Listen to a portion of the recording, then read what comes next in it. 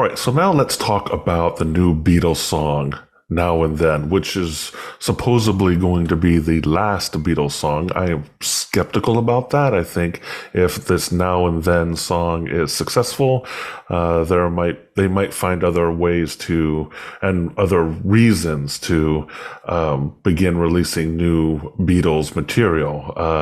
We'll have to wait and see on that speculation, but let's be honest with ourselves. This is a capitalistic endeavor. There is money involved. This is not just sentimentality and nostalgia at play, although there is a bit of that in that the audience reaction to the song is going to be filled with some nostalgia and some sentimentality. And it is a love song too, which we'll get into in a moment. But yeah, I think this song is interesting to me in terms of the Sense and Signal Leadership and Sense Making podcast, in terms of some discussions we've been having about AI on past episodes. A few weeks ago, we had a segment on death and AI and talking about the science fiction notion that we'll be able to replicate famous people in the future as hologram versions of themselves, and what's the ethics around that. Is it a good thing, or is that something that we should be doing, or is that something we should be considerate of ethically? Because there's no laws around it right now, and the only barometer we have are ethics. So we started posing those questions on this podcast, like I said, about 2 weeks ago, and now we have this new song that's been released by the Beatles, taking John Lennon's a song that John Lennon wrote before he died, and he had recorded on a cassette tape, and extracting his voice to create a whole new song in collaboration with George Harrison, who's also dead, and Paul McCartney and Ringo Starr. So it's kind of a fascinating addition to this conversation that kind of underscores some of the ethical themes that we were discussing on the previous podcast. So quick thumbnail overview of the song and its story. John Lennon stepped away from the limelight and the music industry in the late 1970s to help raise his son, Sean Lennon, and during that time, was still writing songs and recording things apparently on cassette tapes. And he recorded this song, and then, of course, he was sadly murdered in 1980, was shot to death in New York City. And then we fast forward to the 1990s, I think around 94, I believe that's around the year that Yoko gave Paul McCartney and the rest of the band the cassette tape with this song on it, Now and Then, and they attempted to make their own to make a recording out of this song way back then, but they were challenged because Lennon had written the song on piano and recorded it on piano, and they couldn't extract his voice from the piano track. So and it was just too messy, and they weren't able to get a good take or be able to do anything with it because of that. So they abandoned the project or stopped working on the project. And then we can jump on almost another decade, about 2001, and George Harrison, of course, dies from cancer. And so you would think that the whole project would be done at that point.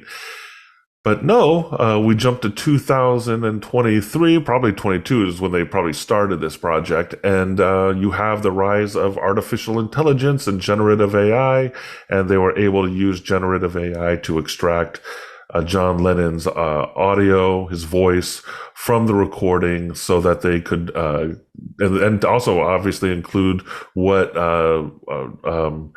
George Harris was able to record, and bring in Ringo Starr and Paul McCartney and have them all collaborate on this new track.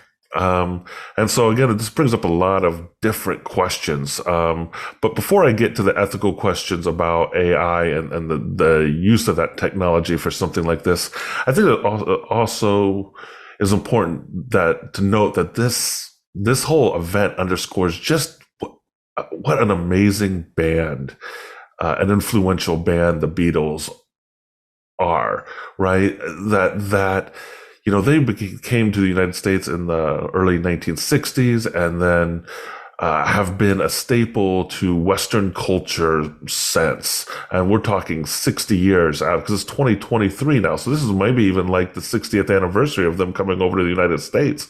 So, I mean, this is huge, huge milestone. And they're still making, they were always innovative as a band. I mean, they were cultural innovators, but also technological innovators too, especially with their later albums like the Sgt. Pepper's Lonely Hearts Club Band and the White Album. Really phenomenal, innovators in the psychedelic era of music. And still to this day, they're still treading new ground, even though two of the band members have passed away. And I think it's also important to note the passing of John Lennon and George Harrison in the context of this story as well. You know, I remember growing up as a little kid, knowing who the Beatles were. I mean, they were just so ingrained in our culture. I can't remember a time not knowing who the Beatles were. And even when I was a little kid and John Lennon, I learned that John Lennon had been shot and assassinated, that I kind of knew who he was already, and I must have been 6 years old. And I remember the first album I bought was Sgt. Pepper's Lonely Hearts Club Band, and I was probably about 8. I found the cover art really compelling, and I brought the album home. Probably one of the first albums I ever put on my turntable, my little kid's turntable. And yeah, I've been addicted to the Beatles ever since. I'm a huge Beatles fan. And then I remember when George Harrison passed away in 2001 from cancer. And, you know, he had his ups and downs in his career, but, you know, George Harrison was also like kind of an iconic person. I remember when the announcement of his death came over the wires, I was listening to the Art Bell show, who's also passed away. And Art Bell was a famous broadcaster back then who would do these ghost story, supernatural AM radio broadcasts, or FM too. I mean, he was on a lot of different channels. One of the pioneers of talk radio. And, you know, he stopped the show once the news of George Harrison's passing came over the wires, played some music, reflected on George Harrison's career and the Beatles. And, you know, it's one of those moments that we rarely see these days because we're so atomized and so digitalized and everyone's watching different things on YouTube and other places at different times, that we don't have that universal moment together, like we had when George Harrison died, where we were all listening to terrestrial radio, and I guarantee millions of people were listening to Art Bell that night and experiencing the grieving together. We don't have that anymore because of the digital age that we live in.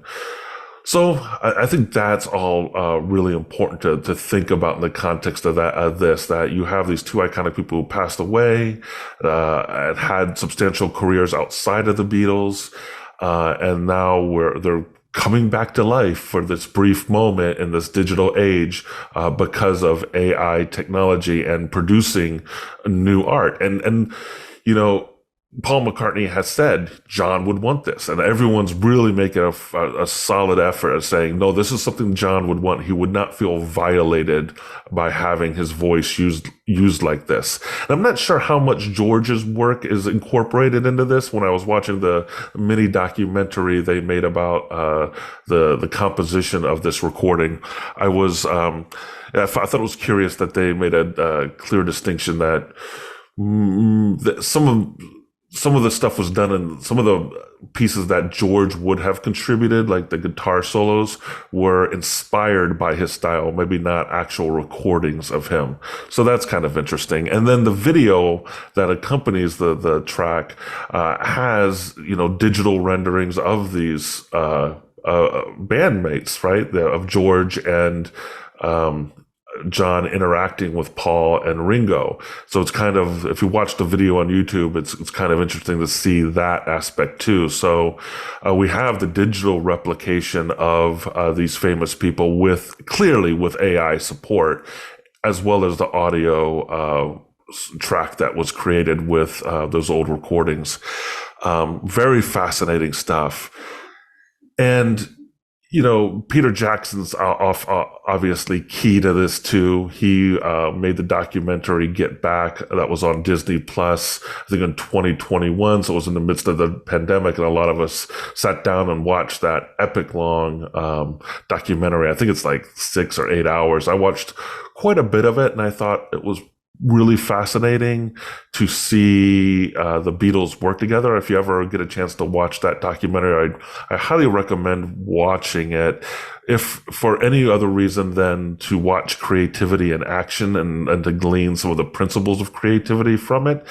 Like one of the biggest takeaways I got from that as far as just creative thinking was being willing to riff and not get it precisely down. Like you could just playing around with the instruments and coming up with new material, using nonsense language as filler if you needed to, just to get the base structure of the song down, and then going back and revising and refining and narrowing down on specific lyrics. It was really a fascinating process to watch, and I think is a testament to the creative process.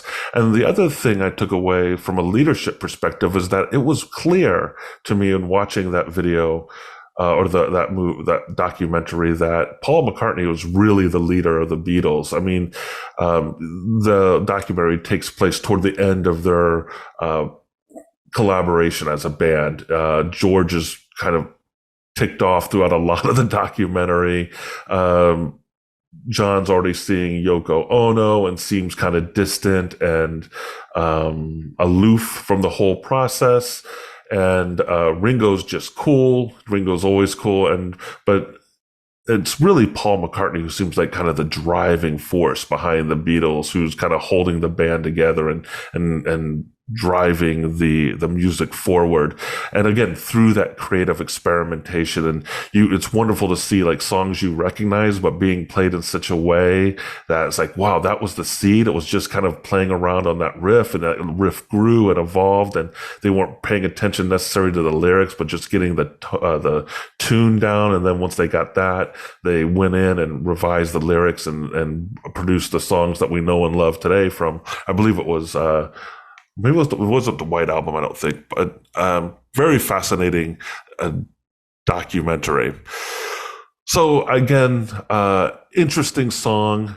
This Now and Then. It is a romance. It's a love song by John Lennon, and it makes me wonder a lot about the context of the song, right? What was he writing about?